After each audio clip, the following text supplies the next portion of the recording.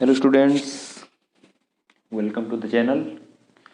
तो आज हम क्लास 11th फिजिक्स में जो चैप्टर पढ़ रहे थे, हम पढ़ रहे थे एनर्जी के बारे में, और हम पोटेंशियल एनर्जी के बारे में लास्ट क्लासेस में पढ़े हैं। और आज का जो टॉपिक होगा वो होगा इलास्टिक पोटेंशियल एनर्जी, एक स्प्रिंग का केस होगा। ठीक है, तो वीडियो का जो मेन उसका टाइटल लिखा है वहाँ पे तो लिखा है पोटेंशियल एनर्जी ऑफ स्प्रिंग।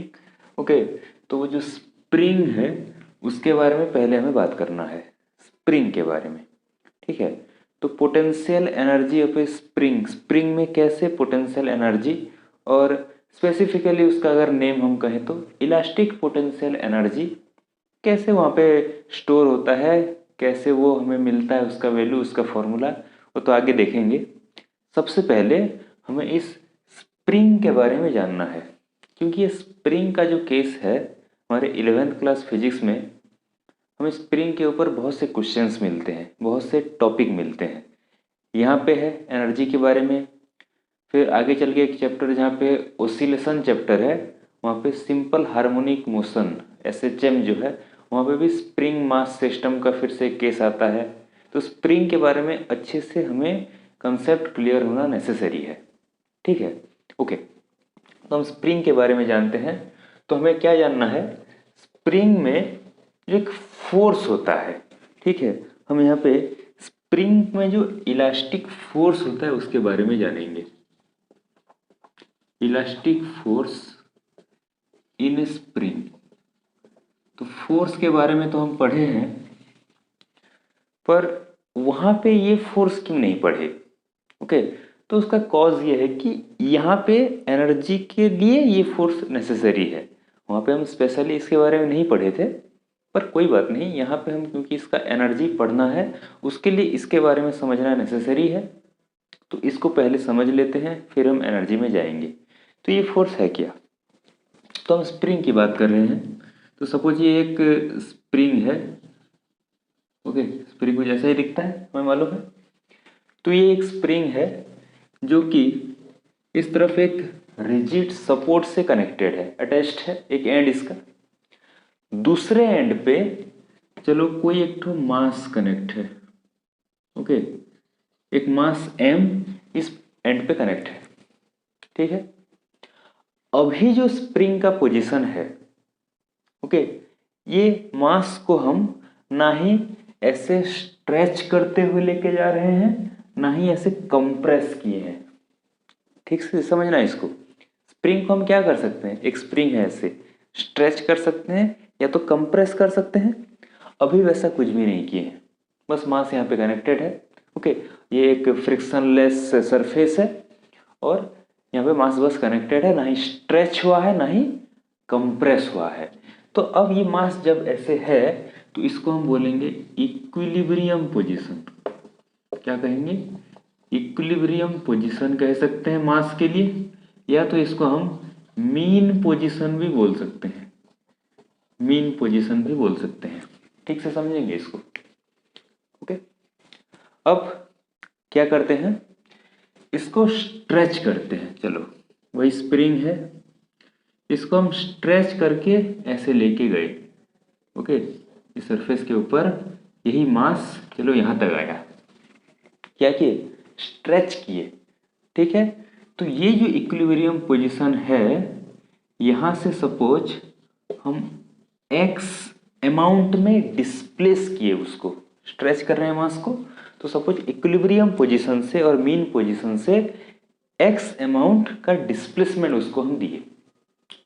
तो जब ऐसे स्ट्रेच करेंगे इसको, तो यहां पे ये फोर्स ऑफ एक्ट होना स्टार्ट करता है। ठीक से समझेंगे प्रैक्टिकल केस। एक इलास्टिक बॉडी है, स्प्रिंग एक इलास्टिक बॉडी है। हम इलास्टिसिटी अभी तक तो हमारे चैनल में नहीं पढ़े हैं, आगे चल के आएगा properties of matter, mechanical properties of solid, वहाँ पे इलास्टिसिटी के बारे में पढ़ना है। पर यहाँ पे बस एक प्रैक्टिकल बात हम फील तो कर ही सकते हैं कि ऐसे स्प्रिंग है, इसको हम फोर्स दिए, डेफिनेटली एक एक्सटर्नल फोर्स दिए, तो इसको हम स्ट्रेच किए। अगर हम यहाँ पे उस एक्सटर्नल गिवन फोर्स को अगर रिमूव कर दें, जो फोर्स दे रहे हैं ऐसे छोड़ दें, तो ये वापस आ जाता है, पता है हमें, प्रैक्टिकल बात है, ये ऐसे वापस आ जाएगा। क्यों आया? फोर्स दिए तो वो गया, वो तो समझ में आता है, फोर्स देंगे तभी मूव करेगा, पर उस फोर्स को छोड़ने से वापस क्यों आएगा? अब वापस आने के लिए भी तो कोई फोर्स चाहिए ना, definitely force is necessary for that motion also. Okay, here we have this external force we are giving for this stretching to get its original position, to back to its original mean position, again we require some force. तो वो force कहाँ से आया?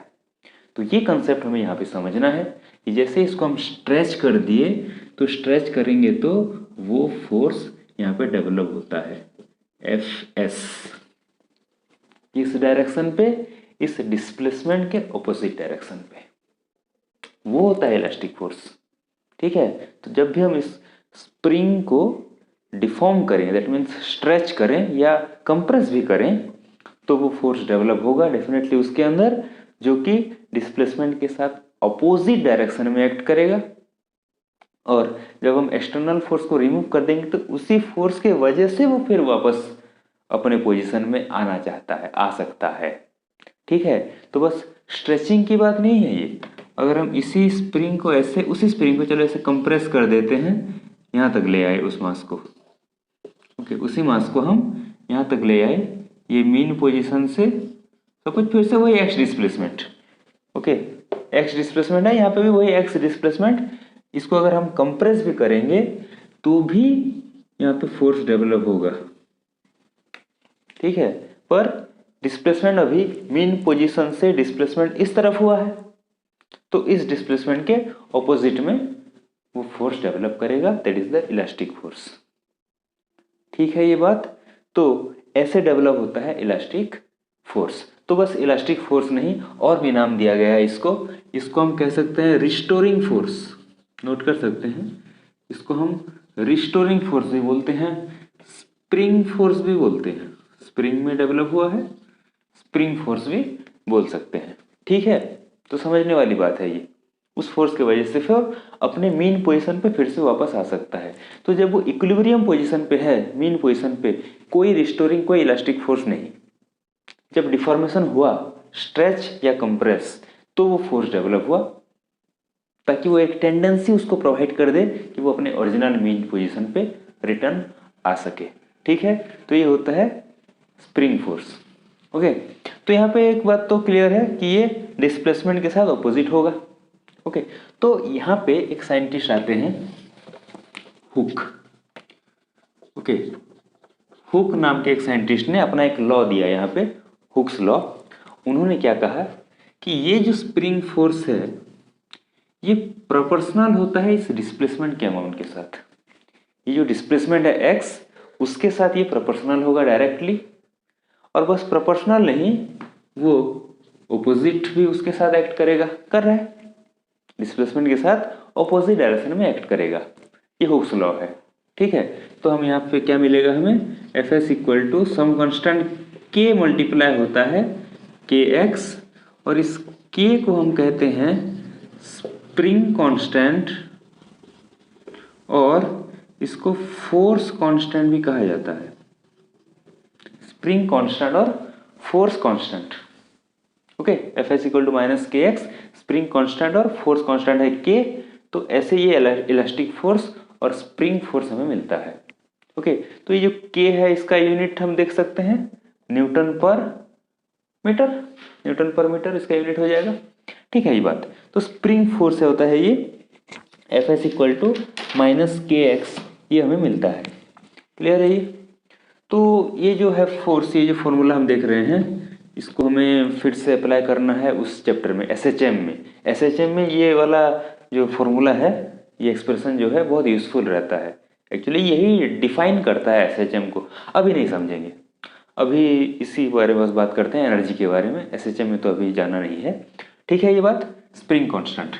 अच्छा, तो ये जो spring force और इलास्टिक फोर्स है, ये कैसा फोर्स है, हम वो भी बात कर लेते हैं। तो ये जो स्प्रिंग फोर्स है ये एक कंजर्वेटिव फोर्स है। स्प्रिंग फोर्स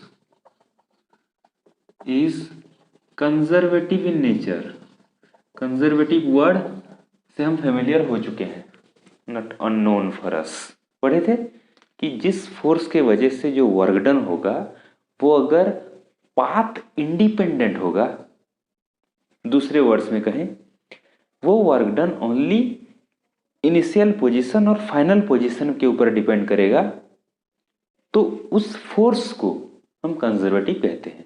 पढ़े थे। तो ये जो स्प्रिंग फोर्स है ये भी एक कंजर्वेटिव फोर्स है, इसको हम प्रूव कर सकते हैं। ओके, अच्छा, यहाँ पे हम डिस्प्लेस कर रहे हैं x displacement. Suppose spring force हम दिए Fs, हम दिए नहीं, sorry, very sorry, spring force उसके अंदर डेवलप होना है -kx, एक्स डिस्प्लेसमेंट के लिए -kx स्प्रिंग फोर्स उस पर डेवलप हो जाएगा। ठीक है, डिस्प्लेसमेंट के ऊपर डिपेंडेंट है, जितना डिस्प्लेस करते करते जाए वैसे स्प्रिंग फोर्स डेवलप होते होते जाएगा, लिमिट के साथ, एक लिमिट होता है। तो स्प्रिंग फोर्स डेवलप होगा, डिस्प्लेसमेंट के ऊपर डायरेक्टली प्रोपोर्शनल है। तो suppose for dx displacement, small displacement dx, okay, इस dx डिस्प्लेसमेंट के लिए अगर हम वर्क डन निकालें due to spring force, work done due to spring force हमें निकालना है। ओके, तो जो स्मॉल वर्क डन होगा वो होगा Fs dx, obviously small work done. ठीक है, dx डिस्प्लेसमेंट के लिए, dx स्मॉल डिस्प्लेसमेंट के लिए dw स्मॉल वर्क डन, तो Fs dx होगा ओबियसली। तो यहाँ पे एक बात, कितना होगा ये, this will B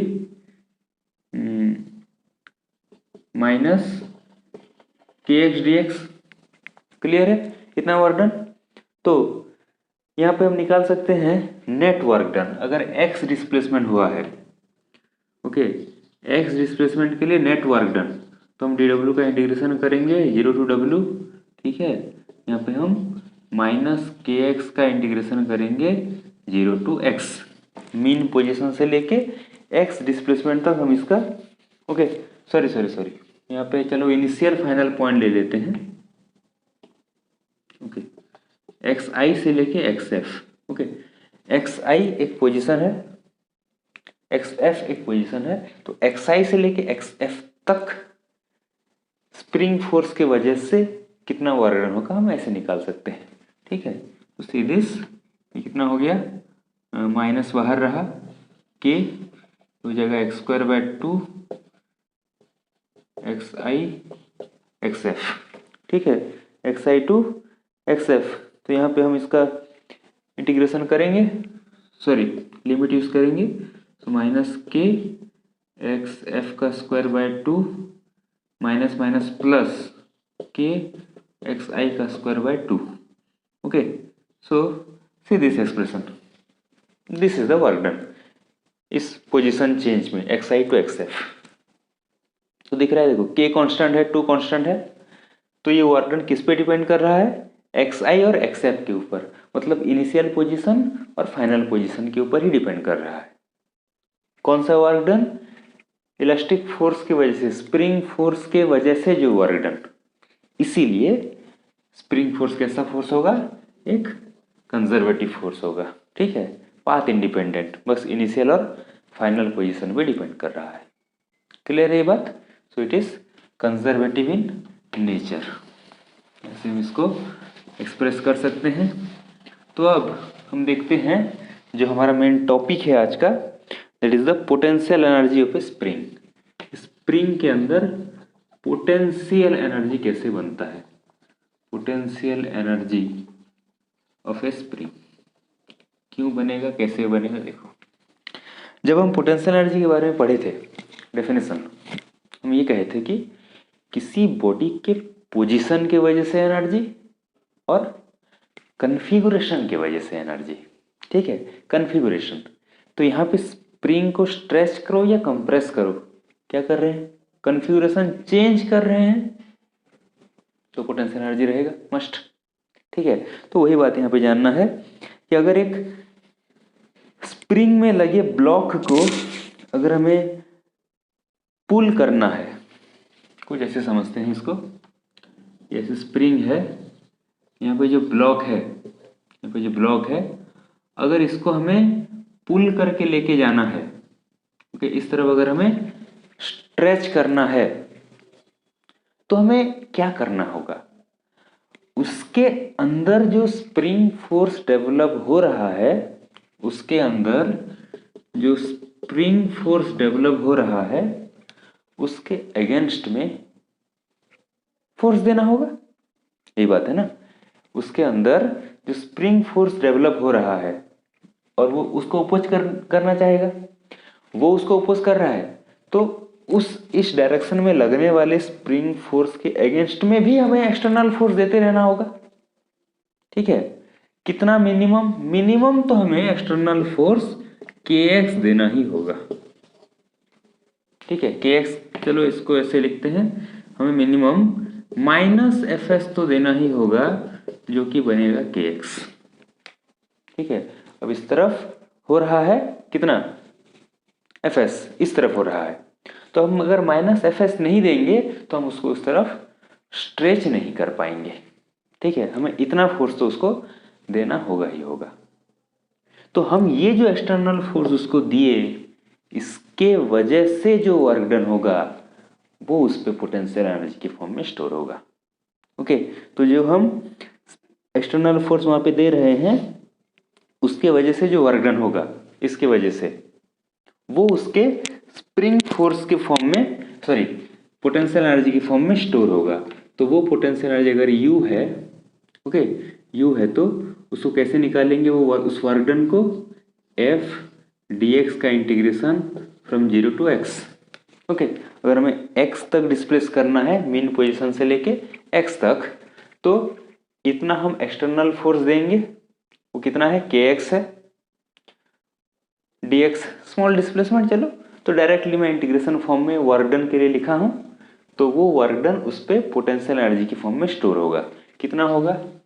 see this, ये kx dx हो गया 0 to x। Okay, so this will be half kx square. Integration करेंगे तो ऑब्वियसली हाफ kx स्क्वायर होगा, इंटीग्रेशन से दिख रहा है। ठीक है, तो इतना उस पर एनर्जी स्टोर होगा, x डिस्प्लेसमेंट करेंगे तो इतना एनर्जी स्टोर होगा, पोटेंशियल एनर्जी स्टोर होगा। किसके वजह से वो अर्डर निकाले हैं? हम जो फोर्स एक्सटर्नली अप्लाई करना होगा इस स्प्रिंग फोर्स के अगेंस्ट में, उसके वजह से जो वर्क डन वहां पे करना है वो उसके पोटेंशियल एनर्जी के फॉर्म में स्टोर होगा। ठीक है, यहाँ पे जो हम डिस्कस किए इसको एक और फ्रेम से देखते हैं, एक और तरीके से इसको देखते हैं। ठीक है, मैं मिटा रहा हूँ इसको, यही हाफ kx स्क्वायर को एक दूसरे तरह से हम इसको देखते हैं। सीधे हम फिर से चलते हैं पोटेंशियल एनर्जी के बारे में। क्या हम ऐसा कुछ पढ़े थे? किसी भी सिस्टम में जो भी पोटेंशियल एनर्जी चेंज होता है, जो भी पोटेंशियल एनर्जी चेंज होता है, वो हमें कैसे मिलता था? कि वहां पे इन्वॉल्व होने वाले कंजर्वेटिव फोर्स के वजह से जो वर्क डन हो रहा है उसका नेगेटिव। ओके, यहां पे कौन सा कंजर्वेटिव फोर्स अप्लाई हो रहा है? Fs इक्वल टू -kx, ये कंजर्वेटिव फोर्स अप्लाई हो रहा है। ये कंजर्वेटिव फोर्स कितना वर्क डन करेगा? तो ये कंजर्वेटिव फोर्स वर्क डन करेगा integration 0 to x fx dx, इतना वर्क डन करेगा। निकाल के देखते हैं। So this will be -kx dx integration 0 to x, कितना बनेगा? माइनस बाहर आया तो -हाफ kx स्क्वायर बनेगा। ये क्या है? Work done due to this conservative force which is the spring force here. Potential energy हम कुछ ऐसे पढ़े थे कि इसके वजह से जो वर्क डन हुआ उसका अगर हम नेगेटिव कर देंगे तो वो हमें पोटेंशियल एनर्जी मिलेगा। तो सी दिस, हाफ kx स्क्वायर हमें मिल गया। ऐसे भी इसको हम निकाल सकते हैं, हाफ kx स्क्वायर हमें चाहिए था। ओके, तो x डिस्प्लेसमेंट के लिए हाफ kx स्क्वायर अमाउंट का पोटेंशियल एनर्जी उस पर स्टोर होता है। क्लियर है ये बात? तो यहाँ पे this is about potential energy. तो यहाँ पे एक ग्राफिकल ट्रीटमेंट भी हम इसका देख लेते हैं। ओके, ये भी होता है हमारे एनसीईआरटी बुक में या दूसरे बुक्स में रहता है ग्राफिकल ट्रीटमेंट। क्या ग्राफ, चलो ग्राफ एक ड्रॉ करते हैं। स्प्रिंग फोर्स वर्सेस डिस्प्लेसमेंट, ठीक है, स्प्रिंग फोर्स वर्सेस डिस्प्लेसमेंट, ये तो हमें मिल गया। Spring force equal to minus K X है, माइनस के एक्स। तो ग्राफ मिलेगा कैसा, क्या ऐसा मिलेगा डायरेक्टली प्रोपोर्शनल है तो नहीं, ऐसा नहीं मिलेगा। माइनस के एक्स डायरेक्शन के ऊपर भी डिपेंड करेगा, ठीक है। तो ग्राफ हमें ऐसे मिलेगा, ऐसा ग्राफ हमें मिलेगा। ऑब्वियसली माइनस के एक्स है ना, नेगेटिव, तो इसलिए हमें स्ट्रेट लाइन तो मिलेगा, पर ऐसे टाइप का हमें ग्राफ मिलेगा। एक बात याद रखना, ये मीन पोजीशन है, मीन पोजीशन पे कोई स्प्रिंग फोर्स नहीं होता। क्यों होगा, मीन पोजीशन में कोई डिफॉर्मेशन नहीं हो रहा है तो स्प्रिंग फोर्स नहीं होता, जीरो है। मीन फोर्स पे कोई पोटेंशियल एनर्जी भी नहीं होता उसके पास। ओके, मीन पोजीशन पे कोई पोटेंशियल एनर्जी भी नहीं होता, ठीक है। तो उस एनर्जी के बारे में बात करते हैं, तो ऐसा हमें ग्राफ मिलेगा, ठीक है। चलो यहाँ पे हम कुछ डिस्प्लेसमेंट तक बात करते हैं। तो सीरीज यहाँ तक चलो एक्स एम डिस्प्लेसमेंट हो गया, ठीक है, एक्स एम। तो ये जो एरिया हमें मिला, ये जो एरिया, ये क्या बताएगा, ठीक से सोचना। फोर्स डिस्प्लेसमेंट वाला ग्राफ है, ये जो एरिया मिल रहा है, एरिया अंडर द ग्राफ, इतना ग्राफ है, इसके अंडर में जो एरिया है ये हमें क्या देगा, फोर्स डिस्प्लेसमेंट, वर्क डन देगा, ठीक है। एफएस की वजह से, फोर्स की वजह से जो वर्क डन होगा इतने डिस्प्लेसमेंट तक, ये एरिया निकालेंगे तो वो वर्क डन हमें मिलेगा। एरिया अंडर, चलो एरिया ऑफ नाम देते हैं ओ ए और ये B, area of O A B triangle, इस ट्रायंगल का area see this half O B into this much A B, right angle triangle है। ओके, कितना बन गया, हाफ, ये हो गया एक्स एम, ठीक है, एक्स एम कोई एक तो डिस्प्लेसमेंट, और ए बी कितना होगा, A B this is minus K X M होगा। अब ये फोर्स ही तो है ना एफ एस, तो ये यहाँ तक चलो ये फोर्स है। ओके, तो एफ एस कितना है, माइनस के एक्स एम, इतना ही फोर्स है, ये डिस्प्लेसमेंट के ऊपर डिपेंड करेगा। A B minus K X M, तो कितना हो गया ये area, half sorry minus K X M का square. Okay, this is the work done due to that spring force, work done due to spring force minus K X M का square. और फिर उसी को अप्लाई करते हैं, spring force जितना work done किया उसका नेगेटिव करेंगे तो पोटेंशियल एनर्जी। ओके, तो U इक्वल टू मिलेगा हाफ के एक्स एम का स्क्वायर, उसका माइनस डब्ल्यू, ठीक है, जितना वर्क डन किया उसका नेगेटिव करेंगे हाफ के एक्स एम स्क्वायर। ओके, तो एक ग्राफिकल ट्रीटमेंट ऐसे भी देख सकते हैं एनर्जी को निकालने के लिए, हाफ के एक्स एम का स्क्वायर, ठीक है। So it is about potential energy. अब हम बात करते हैं इसमें एनर्जी कंजर्वेशन के बारे में। स्प्रिंग के केस में एनर्जी कंजर्वेशन ये कैसे होगा, ओके।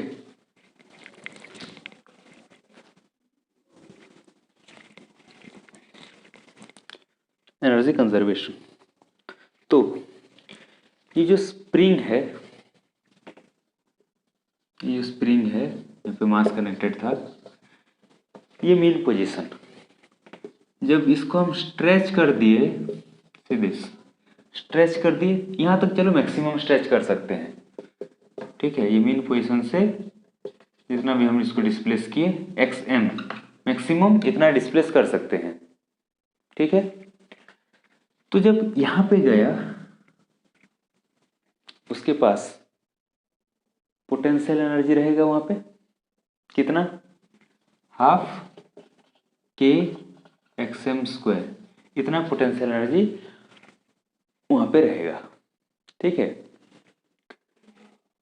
जब वो वहां से रिटर्न आएगा, जब अप्लाइड फोर्स को हम रिमूव कर दिए, अब स्प्रिंग फोर्स की वजह से रिटर्न आएगा, तो रिटर्न जब आएगा तो अपने मेन पोजीशन को ये क्रॉस कर जाएगा, रुकेगा नहीं।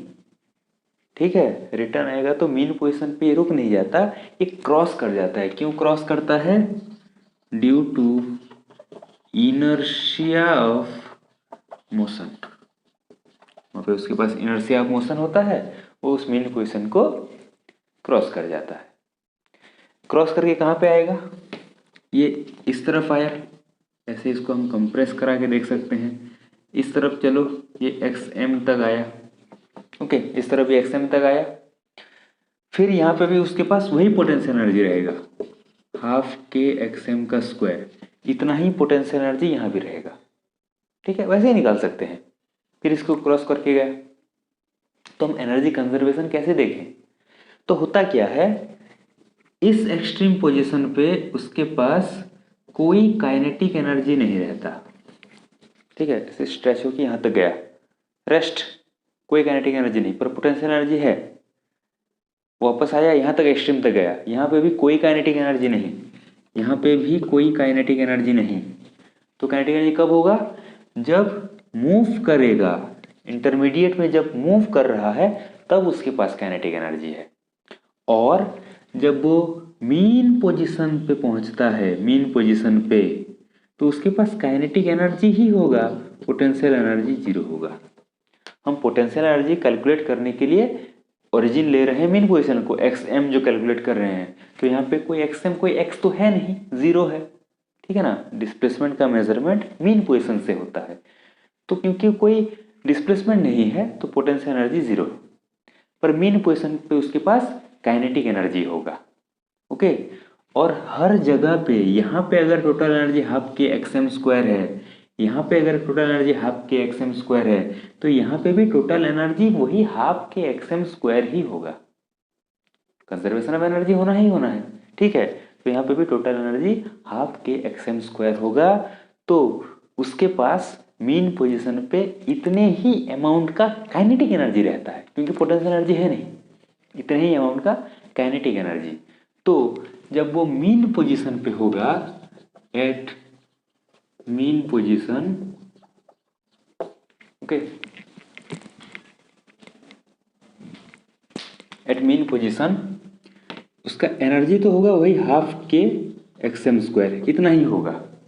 ठीक है, टोटल एनर्जी इतना ही होगा, पोटेंशियल एनर्जी जीरो होगा, काइनेटिक एनर्जी बस होगा, वो कितना होगा, हाफ ए VM स्क्वायर। VM क्या है? Maximum speed. ओके, वो जो मूव कर रहा है, ऑसिलेशन कर रहा है, उसके लिए मैक्सिमम स्पीड कहाँ पे? मीन पोजीशन पे। वहाँ पे कोई स्पीड नहीं, एक्सट्रीम पे जीरो, यहाँ पे भी एक्सट्रीम पे कोई स्पीड नहीं, जीरो। इंटरमीडिएट में है स्पीड, पर मैक्सिमम कहाँ पे है? मीन पोजीशन पे मैक्सिमम वेलोसिटी उसका होगा। तो दिस मच। ठीक है, तो यहाँ पे हाफ कैंसिल हो गया, सो VM will be K/m XM। Okay, K/m का स्क्वायर रूट इंटू XM, ऐसे हम निकाल सकते हैं VM। ओके, K/m का स्क्वायर रूट इंटू XM, इतना मैक्सिमम वेलोसिटी उसको मिल सकता है। ओके, XM क्या है? मैक्सिमम डिस्प्लेसमेंट कितना हो सकता है मीन पोजीशन से। ठीक है, तो कंजर्वेशन ऑफ एनर्जी से मीन पोजीशन पे मैक्सिमम वेलोसिटी हमें इस फॉर्मूले से मिल सकता है। क्लियर है ये बात? तो किसी इंटरमीडिएट जगह पे भी हम उसको V को निकाल सकते हैं, किसी इंटरमीडिएट पोजीशन पे। वहाँ पे क्या हो जाएगा? वहाँ पे चेंज बस इतना होगा